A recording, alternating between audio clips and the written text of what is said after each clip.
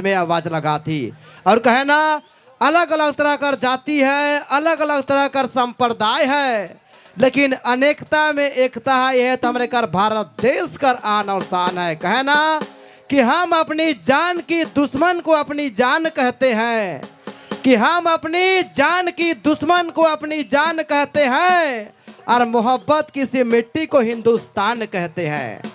प्रेम से बोलिए एक बार भारत माता की, शेर वाली मैया की। चलू कर अब शुरुआत हमरे रजनी जी कर आवाज कर साथ कल की हुलास महतो जी कर मांदर कर था बाजी, तो कैसन सुंदर लागी सुना बिन कर आवाज के हमरे। सबसे पहले यहाँ उपस्थित माय बाप भाई बहन सबके हमारे दिल से हार्दिक हार्दिक जोहार है, अभिनंदन है।